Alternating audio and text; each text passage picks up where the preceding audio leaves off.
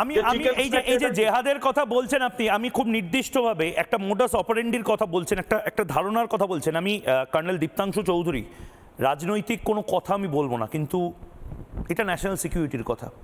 এবং এটা মুর্শিদাবাদের, আমি যে কথাটা বলছিলাম, মুর্শিদাবাদে বহু মানুষ আমাকে দেখে। মুর্শিদাবাদের জেলাতে যদি কোনো টিআরপি হয় তাতে 1 নম্বর শো জবাব চায় বাংলা। এবং মুর্শিদাবাদের মানুষকে বলছি, হতে পারেন আপনি হিন্দু, বৌদ্ধ, শিখ, জৈন, পারসিক, মুসলমান, খ্রিস্টানি, এনিথিং হতে পারেন। মুর্শিদাবাদের যদি বাসিন্দা হন, আমি যেদিন যাব মুর্শিদাবাদে সেদিন আপনারা আমাকে বলবেন যে আমি ঠিক বলছি না ভুল। এটা কখনো স্বতঃস্ফূর্ত আন্দোলন হতে পারে না, এর পেছনে কোনো মাস্টার মাইন্ড আছে, আপনারাও খুঁজুন। আমি কর্নেল দীপ্তাংশু চৌধুরীকে একটা ভিডিও দেখাবো।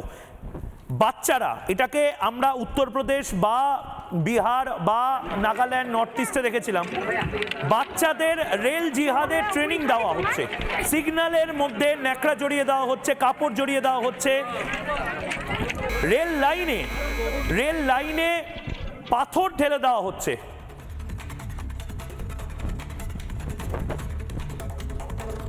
রেল লাইনে পাথর ঢেলে দেওয়ার সেই ছবি আমরা দেখাবো এরপরে। কর্নেল দীপ্তাংশু চৌধুরী কি বলবেন? আমাকে ওইখান থেকেই শুরু করতে হবে। আজকে 21 তারিখ, এই দুদিন আগে 19শে জানুয়ারি 1990 এই মসজিদ থেকে ভোর রাত্রিরে শুরু হলো, যেটা মিস্টার দীপাঞ্জন বাবু বলছিলেন, either you convert, leave or get kill. আর আমরা দেখেছি, আপনি সে হিন্দু বলুন, বিভিন্ন অন্য কাস্ট বলুন, এটা মুসলমানদের তরফ থেকে বলা হয়েছিল প্লেন অ্যান্ড সিম্পল ভাষায় বলতে গেলে, কারণ আমরা কথা ঘুরিয়ে বলতে পারি না, কাশ্মীর ছেড়ে চলে যেতে হবে।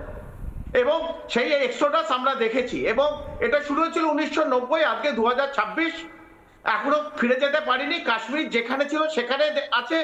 এবং পণ্ডিত বলুন, যারাই বলুন, কাশ্মীরি হিন্দুরা নিজ দেশে পরবাসী হয়ে বিভিন্ন ক্যাম্পে এখনো দিন গোটাচ্ছে। একটা পোটলা নিয়ে চলে যেতে হয়েছিল। একইভাবে মুর্শিদাবাদ, আমার যে রাজ্যে আজকে কথা বলছি, পশ্চিমবাংলায়, বাংলাদেশের সঙ্গে 125 কিলোমিটার, অনলি 105 কিলোমিটার। আমি বিশ্বাস করি না, সেই ম্যাপটাও দেখাতে থাকছি, সেই ম্যাপটাও দেখাচ্ছি, চিকেন স্নেক। একদম 125 কিলোমিটার, 11খানা ব্লক অ্যালং দ্য বর্ডার আছে।